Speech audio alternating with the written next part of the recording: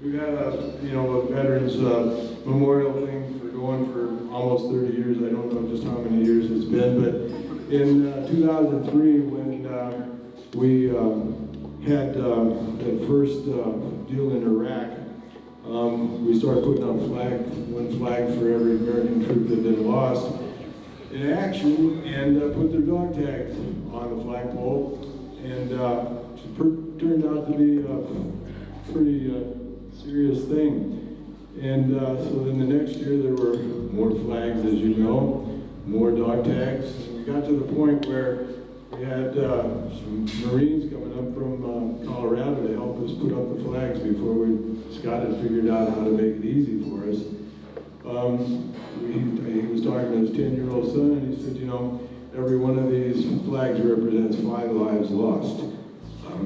Sobering.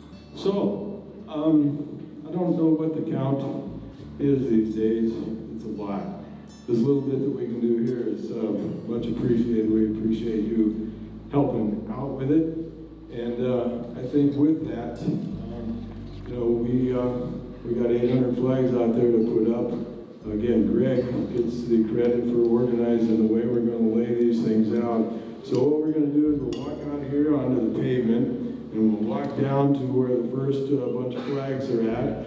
And Greg and maybe me and maybe somebody else will be handing each of you flags. You get in line, you get a flag, and you go put it on one of the stakes and come back and get another one. There's enough people here, we'll really be done with this thing in, let's say, 20, 21, 22 minutes. So with that, if you don't mind, let's just get out the door there on the street and not get anybody we need to, okay? Thank you very much again. All it takes is a date or a smell or a sound, and I'm buried alive but above the ground.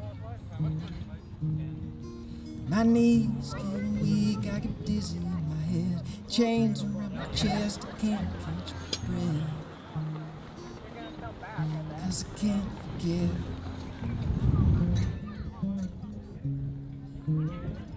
I'll never forget.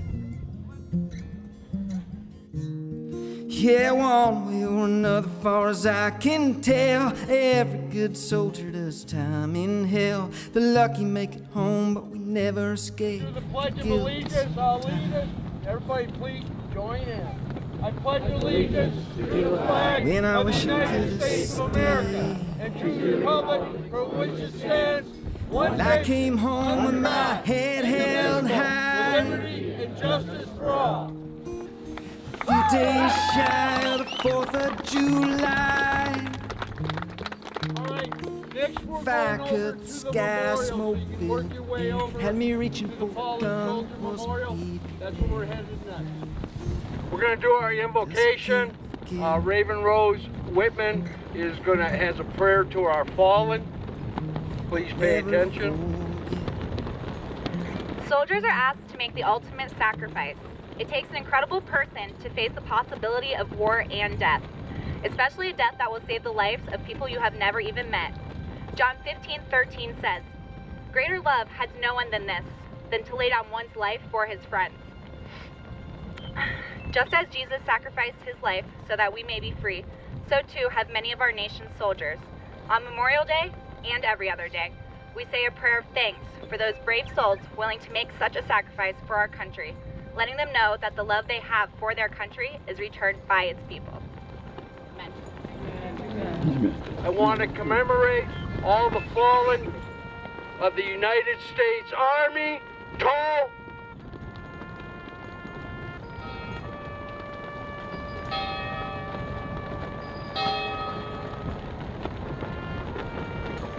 For all the fallen of the United States Marine Corps.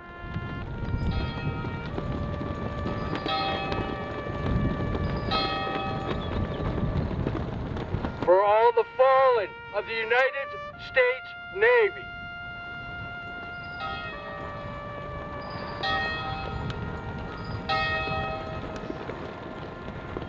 For all the fallen of the United States Air Force.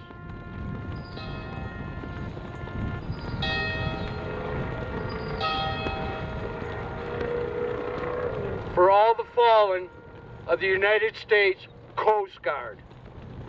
I'm a prisoner of war in the land of the free, treating those I love like God bless you, and we will never, ever forget. 'cause I can't forget.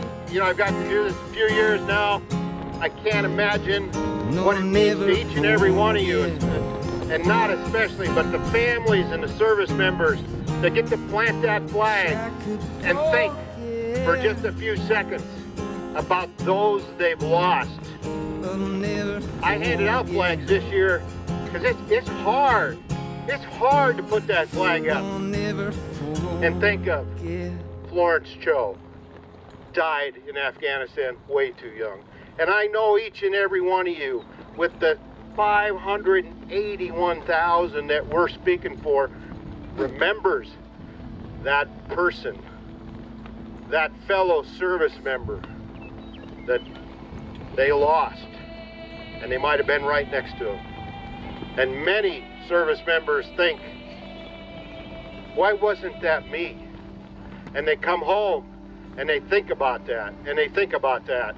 And I have the World War II, and the Korean, and the Vietnam, and the Desert Storm, and Afghanistan and Iraq, and all of the conflicts that have those memories of that person that they lost, or persons. And they give that salute to them at that point in time,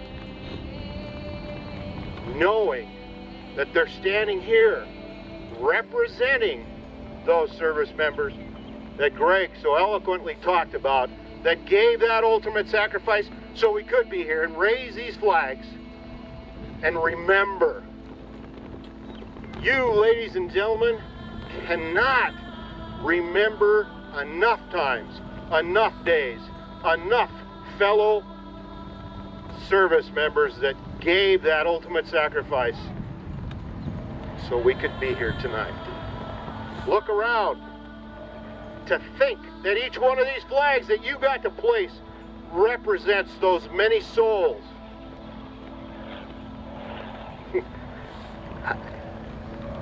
Yeah, that's what we just did.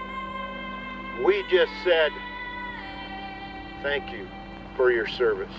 Thank you for your ultimate sacrifice, and thank God you had the integrity, honor, duty to stand up, raise your right hand in all of those services, in all of those conflicts, and say, I'm going to go take care of this country. I'm going to go fight for our freedoms. And you know, many of them today, we get that picture as we're leaving country. Behind us sits the flag. And we take that picture with pride that we're going over to serve.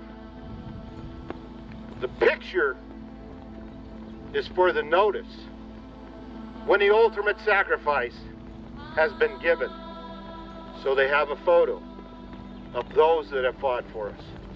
So, 2019, raising the flags at the Buffalo Chip will continue every year on the Memorial Day weekend. Very fitting, very, very exciting to do this. You know, the celebration of life comes after life also. So, thank you for your service. Thank you for being out here volunteering and raising these flags. And go home and remember. God bless America.